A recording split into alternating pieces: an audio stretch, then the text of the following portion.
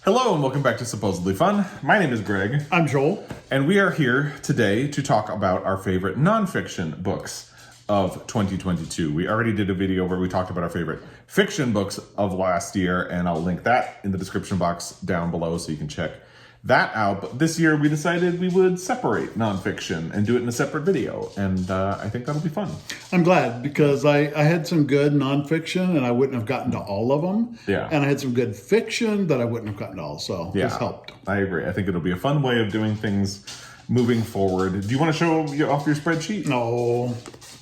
So I'm an Excel nerd. Yeah. So I like to make a spreadsheet of everything I do. Mm-hmm. So my categories on here are titles, authors, tags, like are they novels or novels or romance or historical, with the date I started, the date I finished, how I rated them, 1 through 5, male, female, transgender, or other, was it an LGBT author, not book, but an author, and then you had ratings for, didn't you? Yeah, 1 through 4. Okay. And then I put if they were fiction or nonfiction, so I can separate them out. Then I went into, or were they American or not American? So I actually did quite a bit of UK and native books. So it kind of gives me, I know Storygraph does a lot of stats, but these are some stats that I do for myself. Yeah. And then I did not finish, and I did not have one book this year I did not finish. Wow. I had 4. And then I write down how many pages or how long the audio was. So basically I did 7,600 pages and 654 hours of stuff for my books. You did a lot. So, and actually, I already did a video about my worst book, so I'm going to put you on the spot right now. Is there anything that you would want to shout out from that would be a worst? I'll link my worst, my Friday Reads where I talked about my worst down below. Is there anything you want to mention briefly as a worst before we get into our best nonfiction? Really, my worst. There was only one book you really seemed to not like. Yeah. That I can think of. 2 books, and I talked about one. But my absolute worst book of the year was The Guide by Peter Heller. Oh, yeah. When we did our tour of independent bookstores during Colorado, I kept seeing this book, and it's like this, the guide, outdoors, everything I did in my 20s and 30s. I was like so excited for this book. So it was about this guide who was helping people around, and I'm into the book, and probably about a third of the way into it, can I get spoilers?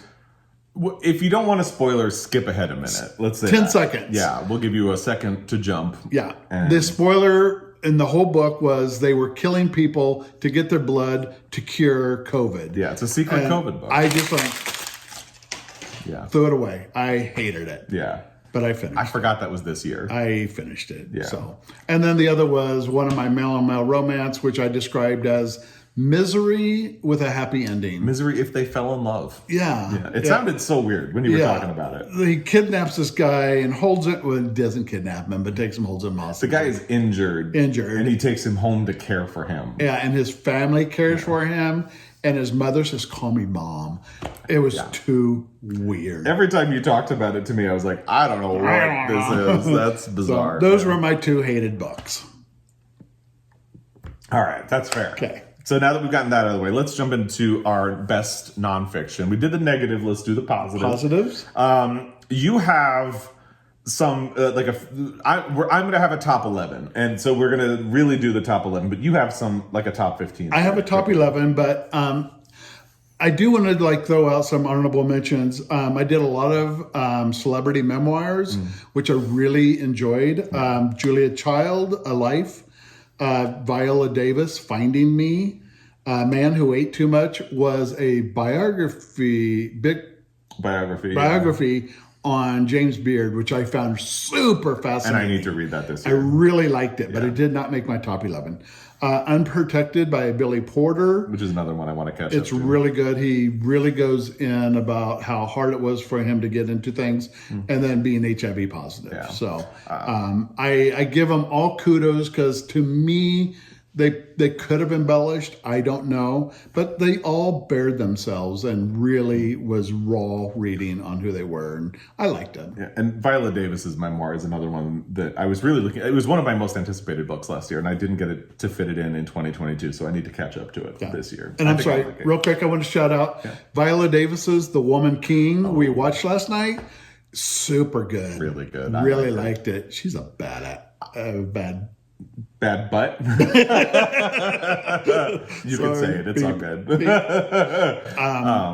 She's an awesome woman. She is, and I thought that was a well done movie. It's a good. The whole cast I thought was great as well. And they used a lot of South African actors. Yeah, or African. Yeah, African. And I thought that was a nice Super gesture. cool. Yeah. So all right. So in 11, do you want to go first or second? You go first. Okay. So my first book, my number 11, is actually How to Resist Amazon and Why, which was one of the first books I read last year. I read a different edition. Later in 2022, they released an updated and expanded edition of How to Resist Amazon and Why. The Fight for Local Economies, Data Privacy, Fair Labor, Independent Bookstores, and a People-Powered Future. It's by Danny Kane. He was the owner of the Raven Bookstore. And actually, even the updated book says co-owner of the Raven Bookstore. Oh. So at some point last year, and I don't remember when, he invited some of the longtime booksellers to buy into the store. So now I think there are 5 owners in total. So they kind of work together as owners, and which is actually really nice. It's like a nice reward for people who have been with him for a long time. That's cool. I did not know that. Yeah. So obviously this is exactly what the title is. I think the updated edition, which I have not read, spends a lot of time talking about the union fights that have happened since the last edition, which is really interesting. I went into this fully bought into the message, and if you, like me, don't shop from Amazon and resist Amazon, you will also agree with it. And I think that's the only reason it's not higher. I was already on the level of everything going on in this. Yeah. And I also liked, he goes, if you don't want to support Amazon, here are other reasons or here are some other ways not to do it. Yeah. So Storygraph, perfect suggestion to not do Goodreads. The only one I didn't go along with is because Amazon owns IMDb. So his suggestion is to use Wikipedia, but Wikipedia doesn't have all of the information that you find on IMDb. So I will admit, I still use IMDb. But we're not giving money to IMDb. No, we're not. We don't, I don't let it access my information or anything like that. But even it talks about online retailers that are owned by Amazon and you might not know are owned by Amazon, like ABE Books, which I had used until I read this book. And I was so horrified because I didn't know. I did too. Yeah. So we bought this copy to give to our neighbors have a foster child, and he, I think, would benefit from the message of it. So we actually bought this edition up for him, and I don't know, we might get another edition for ourselves because I just think it's an important book. It's a great book. Yeah. So I think the only reason it's at 11 is that I was already really bought into that message to begin with. So cool. What do you have for number 11? Because my number 11 is a little bit tied. Danny Kane, who is a co-owner of Raven Bookstore, is in Lawrence, Kansas, where I kind of grew up near. So Lawrence was in my backyard. Yeah. My number 11 was In Cold Blood, which was written by Truman Capote about the killings of the family in Cutter. Or was it the Cutter family? Cutter family in Kansas. Yeah. And my tie to all this was the woman who lived across from a street from me when I was a kid was the next door neighbors to the Cutters. Yeah, that would be kind creepy. of very creepy. Yeah. Really, I enjoyed the book. I wanted to read Truman Capote. I wanted to know more about the murder that happened in my home state. And I wanted to do true crime. And that was, we've talked a lot about doing true crimes that aren't exploitative. Thank you. Of the killers. Yeah. And more of the victims, but I did want to read this, and it was really good. Because I think the notable thing about In Cold Blood is that it is commonly referred to as the first true crime book. So it's kind of where everything started. And I read it, and I read it when I was in high school. I was not assigned to read it in high school. I read it on my own, and I remember really loving it. So I would like to reread it at some point. Oh, another reason why I read it is because there was a prompt on the Montana Book Company to read a book in the year you were born. Oh, right. And I'm not going to say the year because find it yourself. But that's it. Yeah. So. All right. All right. So number 10, where are we? I have Where the Deer and the Antelope Play by Nick Offerman, which had been recommended by Charlie from Montana Book Company. And I like Nick Offerman. I first discovered him on Parks and Recreation, and he's really good on that show. And then he's just a really funny guy. He's married to Megan Mullally. I love their relationship. Yeah. Our goal in life is to do a jigsaw puzzle with them while listening to an audiobook or a podcast, because they do that. That's and we what do they that. do. Yeah. So anyway, it's a fun book. I didn't love it, but it is really entertaining. I listened to the audio. He narrates it. It's just fun to get carried away, and his relationship with Megan is adorable. Yeah. It opens talking about Glacier National Park, which is kind of in our backyard, and that was interesting as well. He came to Missoula and makes jokes about how huckleberry is everywhere, which is true. So it was fun from that perspective. I didn't love it, but I really enjoyed it, so that's why it's where it is on my list. Is my number 10 too? Oh, look at that! We actually matched up for once. There we are. So, and I like Nick Offerman, and it was a very political, but on our side of political. Yeah. And it resonated with me a lot too. And it actually gets into the pandemic a little bit, but not in a, because I have not really been able to jump into things about the pandemic right now. It stresses me out.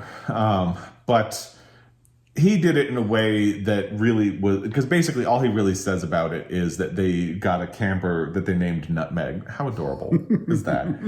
And they traveled. Yeah. They took an opportunity to travel around, so that way they would not be around other people too much, and wouldn't be cooped up in their house, and they had the means to do it. So it worked. Yeah. Yeah. All right. So what's your number so 9? my number 9 is a graphic nonfiction book called Paying the Land by Joe Sacco. My only critique of it is that it feels like reading a textbook a little bit, but it's about the history of the Dene people in northern Canada and how they were kind of left alone for a really long time. But as soon as the white people in Canada realized that they were sitting on natural resources that they wanted access to, people actively started to take the land from them or force them to give up their rights to the land, and basically made them dependent on systems that, like fracking. It's not fracking necessarily, but things like that, that exploit the land, ruin the land where they live, but they depend on it for employment. And it's a really interesting it will make you angry book. But it does feel just a little bit like reading a textbook. And that's my only complaint about it. But it's a fantastic book. I would say an urgent, necessary book. And I enjoyed it. And it's my number 9. So there we go. What do you have for number 9? My number 9, I think was on yours last year, was Overground Railroad by Candace Taylor. Candace Taylor. Sorry. Yeah. This was kind of a travel guide for Black Americans where they could go and be safe and have dinner. And I found it fascinating because she actually retraced where these books were and retraced where they're at in the current day and what's going on with them. So she put a lot of history to it. And one reason why both Greg and I liked it, it has some just amazing photographs. They have some of the green books, the covers, the green book covers. They have some, really beautiful photographs. She went to as many of the locations that were still open as she could, and if the place didn't exist, she got photos of what is currently there. Like, this is a labor of love for her. lot of work went into this. Yeah. I appreciated the subject and I appreciated the work that she did. I love that book. I recommend it all the time to people. And actually, your father read it as well. And it was interesting because he had grown up. Was he in Oklahoma or Kansas? Oklahoma. And he actually worked at, what was it? Like a Five and Dime or like Five a and Dime milkshake place? Milkshake place, yeah. Where black people were not allowed to come to the counter. So they had to, like, they could only come in the doorway and they'd have to shout their order through the store and they'd bring it up to them because they were not allowed to come up to the counter. And he always thought that. So it hit him in a place because he had memories of living in a time like that and how he would say, like, if his boss wasn't around, he would just let them come to the counter because he thought it was stupid that they couldn't. Yeah. So it hit a personal place for him as well. I have a pretty awesome dad. Yeah, for sure. So are we ready for number 8? Number 8. All right, now my number 8 is Seven Houses, a memoir of time and places by Josephine Johnson. And this was something I read because I read Now in November, which is her book that won the Pulitzer Prize for fiction. I did it as part of my Pulitzer Prize project. I have a whole video about it. It's a pretty cover, right? Yeah, it is. Yeah. I'll have a link to my deep dive on Now in November down below because I talk about this a little bit in that. And I read this because in that deep dive, I was really trying to answer the question of what happened to her writing career and why she stayed away. So I did it as a supplement. The framework of this is that she talks about her life by talking about the places that she lived. And through them, you kind of get to know her. My only complaint about it is that it feels in almost a learned defensive way like it's actually keeping you at arm's length, even though it's a memoir, so it's kind of inherently inviting you to get to know her and her family. It is keeping you at arm's length. And what's interesting is now, this year, I'm reading her other book called Inland Island, Praise for the Inland Island, and it actually feels like a better memoir than this one. It feels like she lets her guard down in ways and lets you get to know her a little bit more than she does in Seven Houses. It's still a really interesting book, but that's my one little complaint about it, and it is a beautiful edition. And I happened to order this from Thrift Books, and when it came, this is actually an advanced reader's copy, but it's a completed book. So I looked, and it is a first edition, which wouldn't mean anything to anybody. It's not in great condition. There are some tears on it, but it meant a lot to me. So that was a wonderful surprise as well. And that's my number 8. You're really liking her writing because you're doing this one now. Yeah. And you're loving it. So I am. And that's spoiler for my next Friday reads. I'm loving that book. My number 8 is Deaf Utopia by Nyle DiMarco. Mm-hmm. He is a deaf. Well, he's now got into acting. He is on Project. He was on America's Next Top Model, one of the 2 seasons where they allowed male contestants, obviously, and he won. And then he was on, right after that, he was on Dancing with the Stars and won. And I know Greg's talked about it in other videos, but it's really showed what struggles he has of going through life deaf. Mm. People think you can read lips and it's all good. No, that's not actually a proven science. It's not reliable. Yeah. And when he was doing America's Top Model, there were some incidences where they didn't have a translator and he had to like wing his way through. Yeah. And I went back and watched all the episodes because I've never really watched it, but I did want to watch his.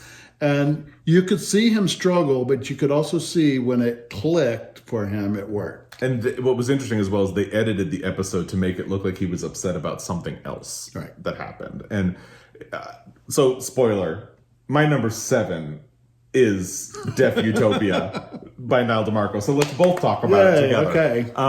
And I loved all of that. And he also talks about how he grew up in a deaf family. He has 2 brothers, they're both deaf. His parents were both deaf. His grandparents were deaf. So he grew up in a family where that was normal. And I hate using the term normal. But like that was their life. They communicated just fine with sign language. But then the problem was when you would go into the outside world. Like he went to a deaf school, but the teacher at his deaf school didn't speak sign language. So they were constantly trying to get the students to teach, to speak or to read lips.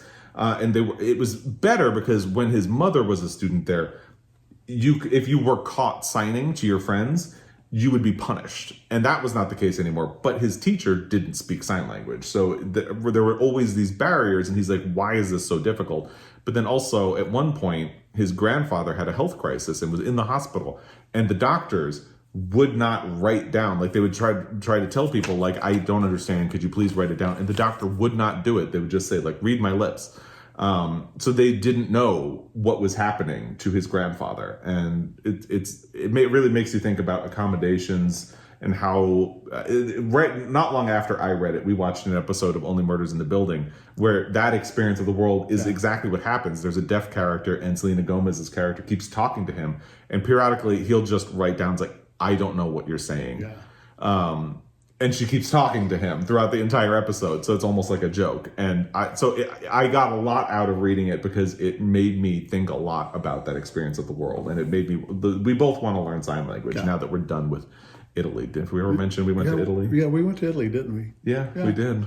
So now that that's done, I think we both want to try to learn sign language. There is not a school, but a learning center here, and they teach American Sign Language. I think Leon wants to do it too. Yeah, that so would be fun. We're thinking about trying to do that and start, because if I ever found myself like at an airport or someplace and there was somebody who was deaf, there's not a whole lot of resources to help them out. Yeah, and now you can do things on your smartphone, but it's still not. It's an imperfect system because a lot of the time he would talk about like text to speech for the other people, and you just like keep typing back and forth. But otherwise, there's nothing.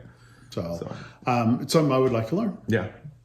All right, so that's your 8, and that's my number 7. So what's your number 7? Number 7 for me was, and you're gonna have to help me with this one, Genderqueer by Maia Kobabe, who uses Z's or ERM as pronouns.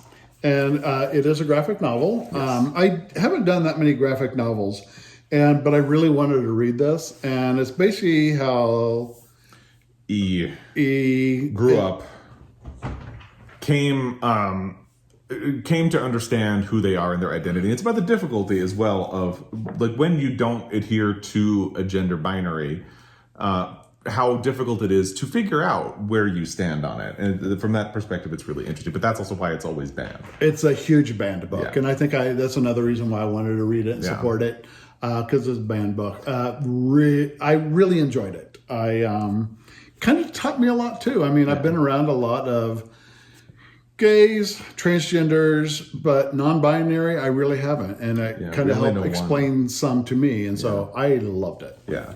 And it also lets you know how, because I read this 2 years ago, I think, and it really just goes to show you how silly it is when people ban books, because really it's just a memoir about understanding who you are. So it's also information. Yeah. We're not forcing it down anybody. And if you're not non-binary, you're not going to read that book and be like, oh, maybe it's me. I don't know. Maybe that's just, that's my opinion. I don't know. So anyway. Number 6. Number 6. All right. My number 6 is Amateur, A Reckoning with Gender, Identity, and Masculinity by Thomas Page McBee. This is kind of actually it's like a 1-2 with genderqueer, because one of the things I really enjoyed about this book is that Thomas Page McBee is a transgender male, and after he began the transition process, he felt like he needed to prove himself as a man. So he started taking boxing lessons, and it's about how even as someone who had transitioned, he had really bought into the idea of the gender binary and toxic masculinity. Like he found himself speaking over his sister, and she got really frustrated in one part of it because he was with his brother and his sister, and she got really frustrated. And when he went to her and was like, I don't understand what's wrong, she's like, neither one of you will let me talk. It's just so annoying. And he realized he had bought into all of that mansplaining and that kind of thing. And I thought it was interesting as well because you feel like you have to live up to that ideal of masculinity. And that's not just the transgender thing, because I was not athletic as a kid. I don't box. I don't know anything about cars. So I frequently felt the same way. So it's another way for me of learning that you're more alike than different, and I really appreciate it. I mean, I knew that before, but it reinforces that idea, and I really appreciated it. So that's my number 6. I read it too, and I really liked it. Yeah, so it was good. And it was a very short audiobook. My number 6 was Christmas Past. I read in December, and it was we love playing trivia. So Christmas Past is basically trivia of where Christmas traditions came from and what kind of got them going and what kept them going. So I really kind of enjoyed it too. There are a lot of fun facts and information, and we love Christmas.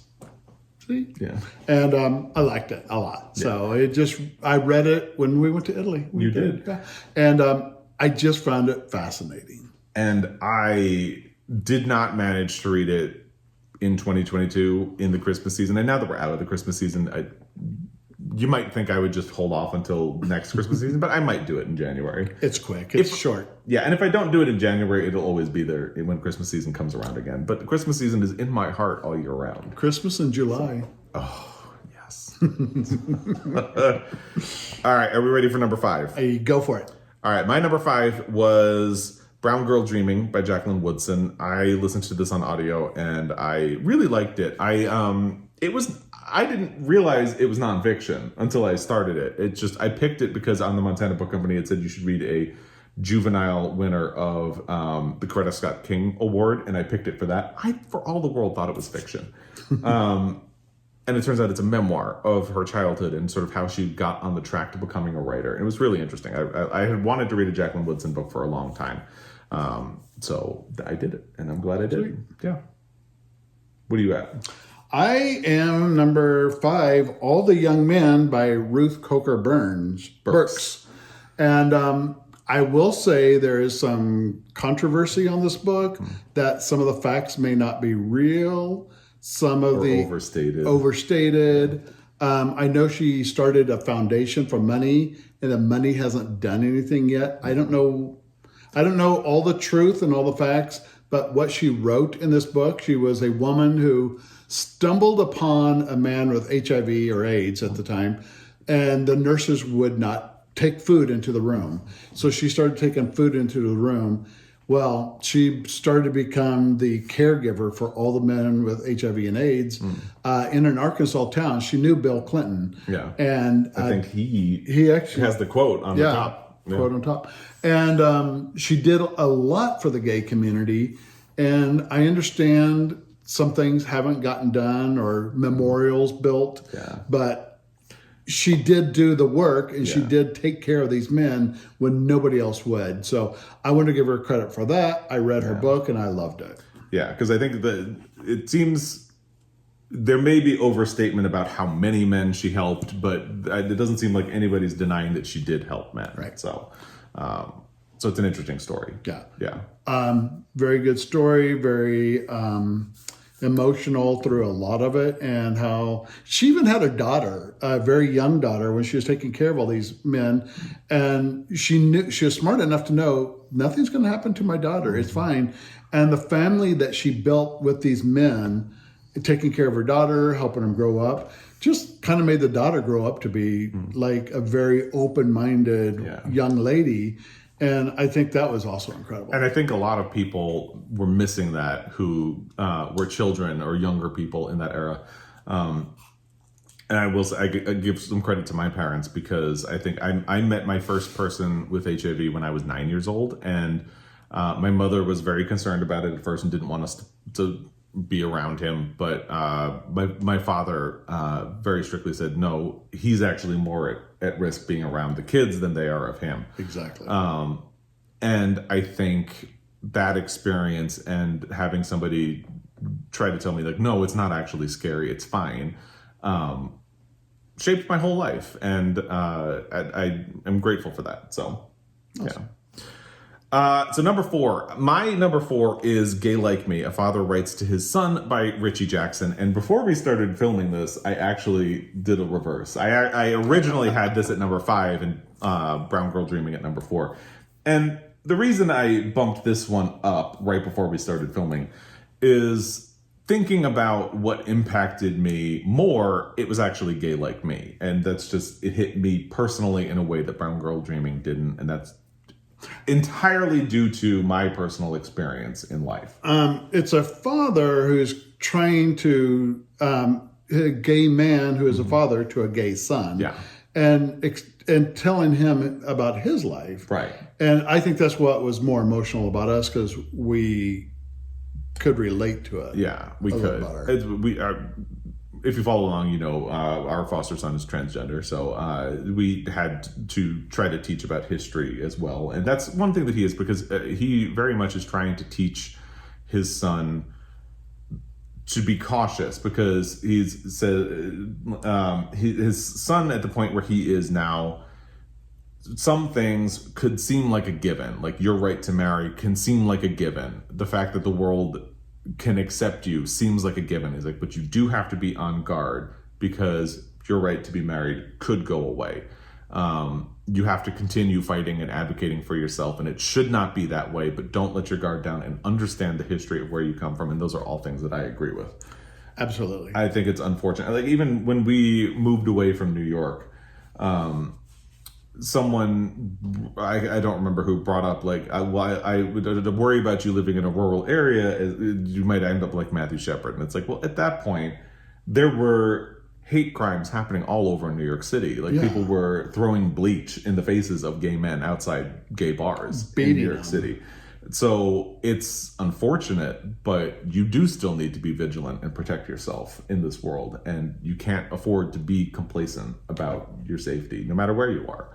So, and I think one thing, when we did take our foster son back to New York City, we took him to Stonewall Inn, which is a bar. Not inside. He was too young. But we took him to Stonewall Bar to show him, it's like, this is where the riots began, right here, that has given you your rights to have everything you have. And we're hoping that related to him somehow, and he understood. I think he did. I think he did. He did not show it if he did. But that's him. Yeah, that was just basically him. Yeah. But it's just like, this is where it began. Yeah, and it's important to understand it. So that's why I think that book really spoke to me personally, and that's why I bumped it up to number 4. What do you have? My number 4 was The Deviant War by Eric Cervini. Which I really need to read. Yeah. Dr. Eric Cervini is a gay historian, and he has his doctorates in gay history. Yeah, which I would love to do. So he basically did the whole story of Frank Kameny, who was the first gay man to be fired, a gay man fired from his job. At NASA? At NASA. And he goes, I'm an astronomer. I just want to do my job. But he was a security risk. So basically he went back and told about him being a security risk. Then he became an activist, and he still is an activist. And what did he start? Was it the Mattachine Society? Mattachine Society. And so basically starting how gays and lesbians started fighting for their rights. Yeah. And this is like 40s, 50s. And especially at the time, if you are an astronomer and NASA will not hire you, what are you going to do? You don't really have a backup plan. And the really unfortunate and silly thing about that is the reason he's is a security risk is that at the time, and maybe even today, you could be blackmailed. Somebody could say, if you don't help me like spy on this organization or sabotage something, I will tell people that you're gay. And that's, if you just accepted that somebody's gay, that risk goes away. Exactly. So anyway. Really good book. I enjoyed it. Yeah, and I want to get to it this year. Yeah. All right. So my number 3 is Ma and Me by Putsata Rang. This, I at the time I read it, which I think was back in June or maybe even May, I didn't really think anything was going to top it on my nonfiction list. It's a really great book. It's a memoir, and Putsata Rang was actually born in Cambodia, and her mother was escaping as a refugee. They managed to get out before all of the killing fields and all that atrocity happened. And actually her entire family dealt with the guilt of that because they had family members who stayed behind and who really had to deal with the atrocity. So they had survivor's guilt because they got out and came to the United States where they were relatively safe. But because of a situation there, so she was ill as an infant when her mother was escaping, and on the boat, they thought that she had died. So somebody told her, just throw the baby overboard. She's just gonna weigh you down. And her mother refused. And when they got to the camp where they were going, there was a doctor who was able to treat her, and she survived. And her mother would always tell her that story, so she felt guilty in it as well, because she felt like she owed her mother her life. And it's about the complicated relationship that they had, not just because of the trauma and everything that they had experienced, not just because of the survivor's guilt, but because her mother had these expectations for her, and her mother really held on to the Cambodian traditions that they had and the culture, but she largely grew up in the United States, and she kept trying to be the perfect Cambodian daughter. And what she finally had to acknowledge, and I don't think this is a spoiler, is that she could never be the perfect Cambodian daughter, because she was not Cambodian, she was American. She felt more American because she grew up here. And on another level, she is a lesbian, and she actually came out to her mother, and her mother just kind of nodded. And then I think 2 or 3 weeks later, she was at her mother's house again, and her mother tried to set her up with a man. She kind of said to her, Mom, we talked about this, I'm a lesbian. And her mother just refused to acknowledge it. And she had to keep coming out to her mother over time, because her mother just refused to accept it. And it's also about how that created a sort of estrangement between them. And I thought it was a really beautiful book, and it's really well told and very beautifully written. I loved it. So, Nice. So that's my number 3. My number 3 was Gay Like Me by Richie Jackson, which we just talked about. It really hit me a lot harder because I did grow up gay, but I had nobody to tell me all these things, so I appreciated it. So yeah, and if you follow along, my father is gay, so I did have somebody to tell me these things, because by the time I was 10 or 11, he came out when I was 11. So I did actually have someone to tell me these things, and it hits me differently because it reminds me of things that I had to learn. So yeah, same experience but different. Yeah. Not same, but yeah, different experiences. Same-ish, but different. Yeah. Anyway.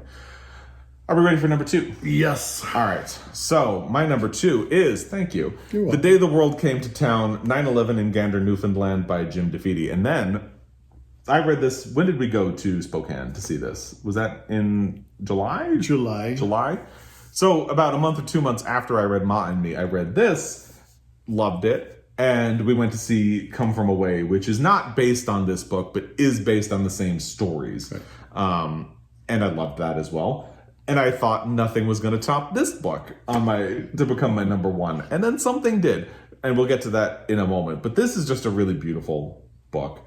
If you are unfamiliar, it is about, so obviously 9/11. When 9/11 happened, there were obviously, if you were alive and you remember, but there were planes that were in the air, and they all had to land. And American airspace completely shut down. So planes had to be diverted because they could not land in the United States.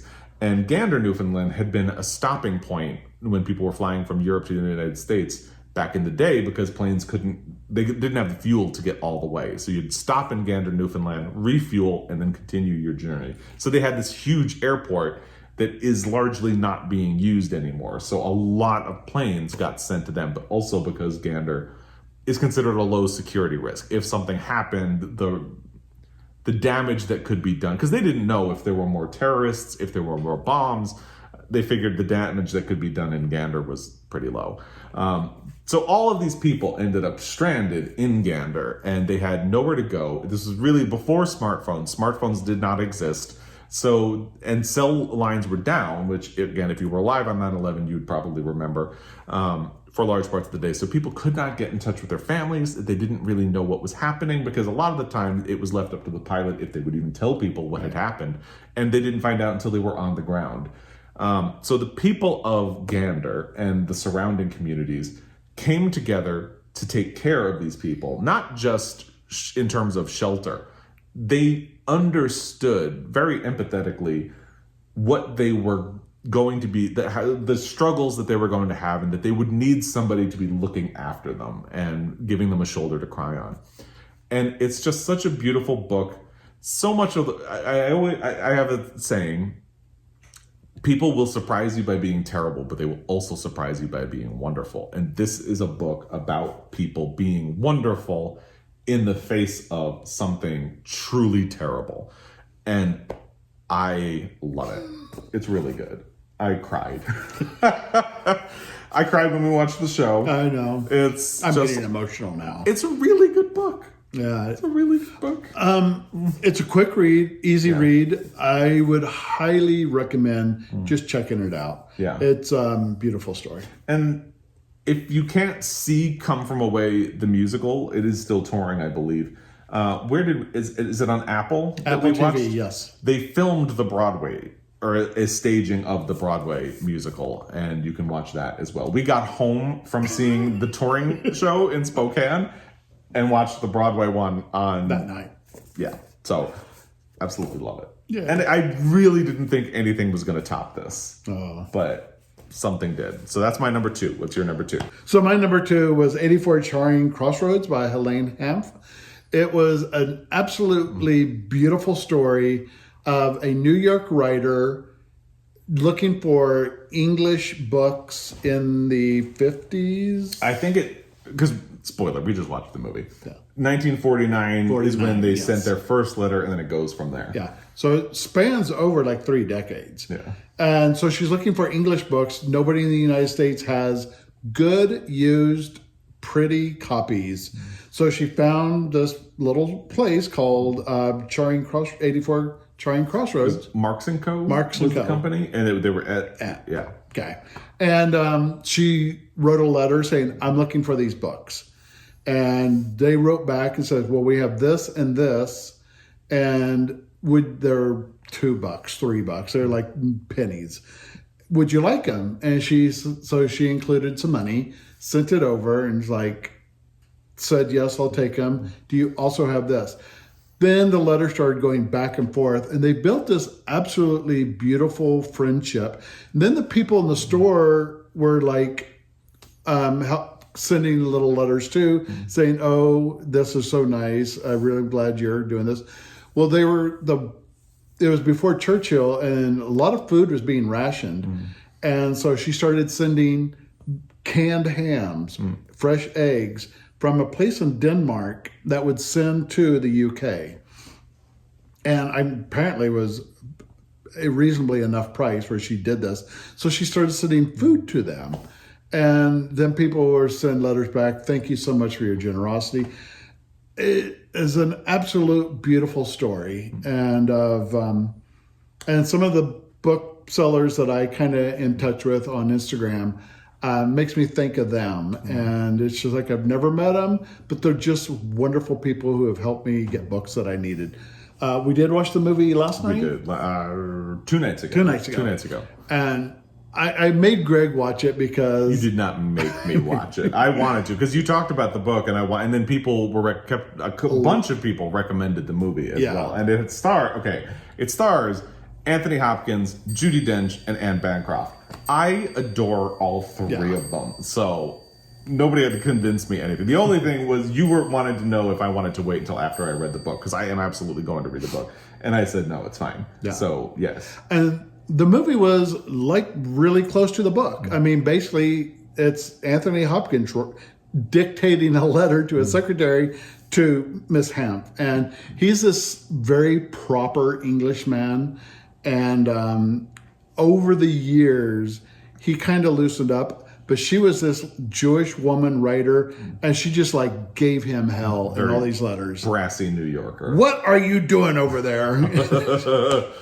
There's Anne Bancroft just going on her typewriter. Yeah.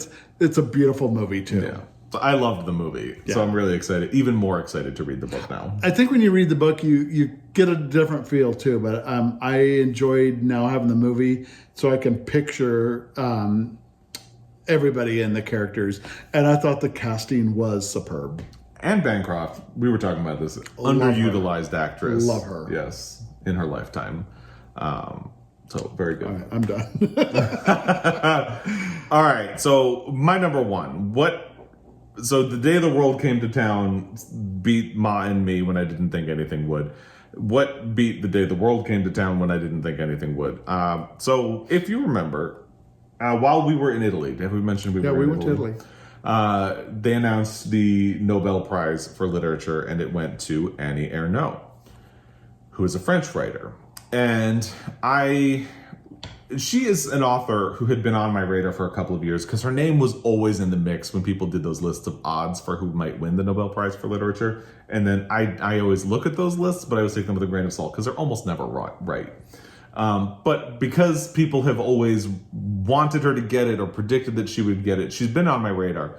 So the fact that she actually did win this year made me say, I really do want to read one of her books. And one of the books people talk about the most is Happening. And that's the book that I read. And that is my number one nonfiction book of the year. It is translated by Tanya Leslie. And it is a very short audio. I listened to the audio. It's only, I think, maybe 2 hours. If it's longer than that, it's really not much longer than that. And yet, it is emotionally devastating. So if you're unfamiliar with what Happening is, she wrote it, I think in the late 90s, somewhere around the year 2000. And it is a memoir about how in the early or mid 1960s, she was a young woman, she may have been in college at the time, I believe she was, and she found herself pregnant. And she didn't want to marry the man who was the father of the baby. And she didn't want the baby. So it's about her experience trying to get an abortion because it was illegal at the time, and how she almost died when she did manage to get an abortion because they were such backdoor procedures back then. They weren't done in hospitals. You had to, and it is infuriating because of everything that she had to go through, all the shame she had to be made to feel because of that. And it's particularly timely because, of course, this year, Roe versus Wade was effectively overturned, and a lot of states have enacted a lot of restrictions, and we're kind of in an environment where women could be forced to go through the same thing that she did in the early to mid 1960s, which is maddening, I would say. So unfortunately, it also felt like a very timely and urgent read, which it shouldn't have. But it did. And it is gorgeously written. It feels like when she won the Nobel, one thing people always talked about is that she had a very distinct style with Memoir, where it felt very personal, but also almost novelistic in parts. And it definitely is both, because she has the sense of description of a novelist, but it feels conversational. It feels like she's one-on-one intimately telling you a story. And it is a stunning book, I think. So it had to be my number one. And I definitely want to read more of Annie Ernaux's writing this year. I have one saved on Scribd that will also be short. Or maybe I may have gone with another long. I don't remember which one I saved, but I definitely want to work my way through her writing more. Yep. So that's my number one. What do you have? Shocking.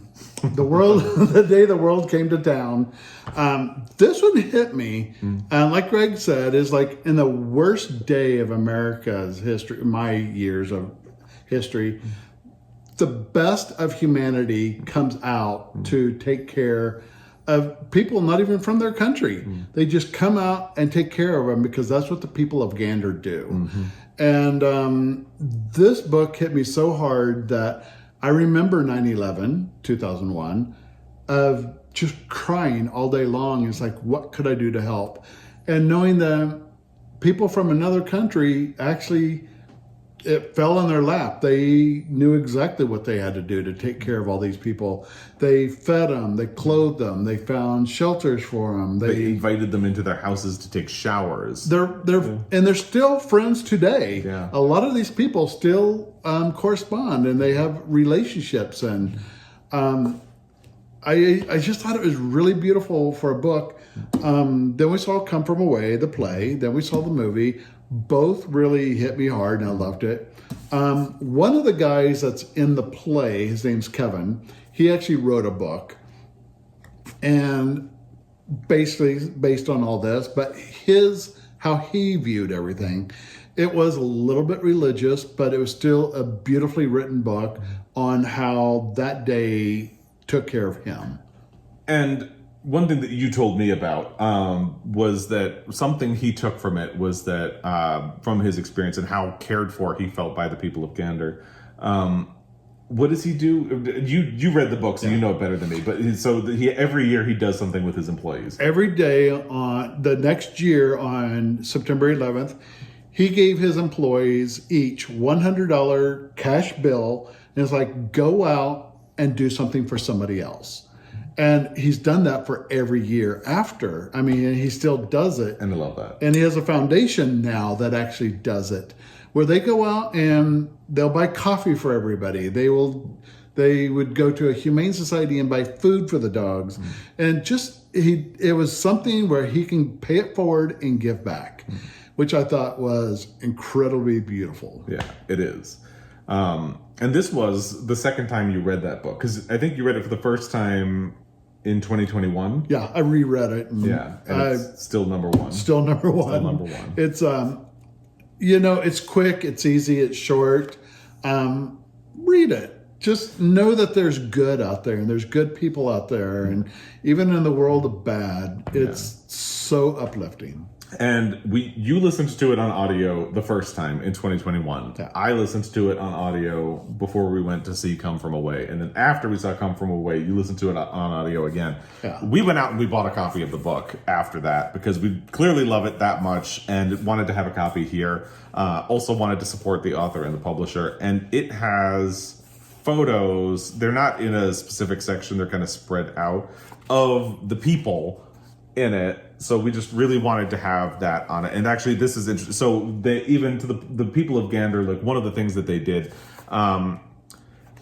they noticed that some people weren't eating the food that they were serving, and realized that there were some Orthodox Jewish people there who needed kosher food. So they had to figure out ways to get kosher food for people. And things like that. There's a woman who, it's not, I can't remember if it's really in this book, but there was a woman who, I think it's in this it is in this book. Yeah. She was an animal lover, and she knew there had to be animals on these planes. So she fought with the airports to get onto the planes, find all of the animals that were on these planes, and she would find ways to take care of them. There's a chimpanzee. Two monkeys on the planes, and she didn't know how to take care of a monkey, but she figured it out. Yeah. And just, that was probably one of my favorite parts of the whole thing. It was. Yeah. So when they also did the kosher food, it took care of the vegetarians, because the vegetarians weren't like jumping up saying, I can't have meat.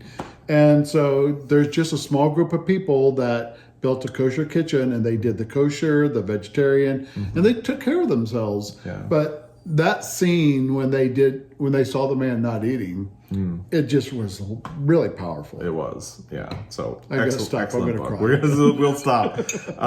But yeah, it's shocking to me that it's not my number one, and only for the fact of The Happening. That sounded pretty powerful. So. It is, but this will always have a really big place in my heart. So that's our best nonfiction. And I would love to go to Gander, just I would too. for the fact that it's a huge journey to get there. And I think it was maybe the 10th anniversary. They were given, so they are the only place outside of the United States that has a piece of the wreckage of the World Trade Center, because it was gifted to them for all of the work that they did. And I think they have it on display outside the school, the elementary school, where they converted the elementary school to house all of these people, because obviously it had a gymnasium, a kitchen, and classrooms. So this was written for 9/11, after the aftermath and everything. Come From Away was written on the 10th anniversary commemorating 9/11. Yeah. And so they actually had a lot more information and thoughtfulness that went into it, where they could talk about 9/11, but then talk 10 years later. Yeah, because actually that was something I didn't know. And when I got to the end, I even said to you, I was like, I really thought they'd have a lot more about where these people are now. And then I looked at when this book is published. It was published, let me find the copyright date, 2002. Yeah, so 1 year later. Yeah, so like immediately. And then when you go to like Come From Away or all of that stuff, it actually does have follow-up about what happened to these people over the next 10 years, Yeah. and that is nice as well. The play on Apple TV is beautiful. The music is actually really good too. It is, yeah. And I should have worn my t-shirt. I know. I should have worn my t-shirt. Oops. But it was really well done, and I highly recommend the book or the play. Yeah. Look at it, feel it, be part of it. Yeah, I agree. So that is our best nonfiction books of 2022. I'm already off to a bang with nonfiction in 2023 because I'm loving the one I'm reading right now. But I'll talk more about that later. All right. I will be back to talk about my almost best books of 2022, and then I think we're done with best, and we start to move forward. Yeah. We have a library tour coming up. We're waiting for one more thing to be put in place. Two more things? No, What? nothing. Nothing. Something. I don't know what. To be in place before we do a tour. And you're going to help me with that. Yep. So, and of course, you'll be back. I'll be behind the camera, but I'll be there in But spirit. you'll be there. Because he's going to help me film in the space. We can show you what that looks like. And then we'll go from there. I think that's everything. It is. For this. And as always, we really appreciate your time. And we will both be back. Until then, happy reading. Bye.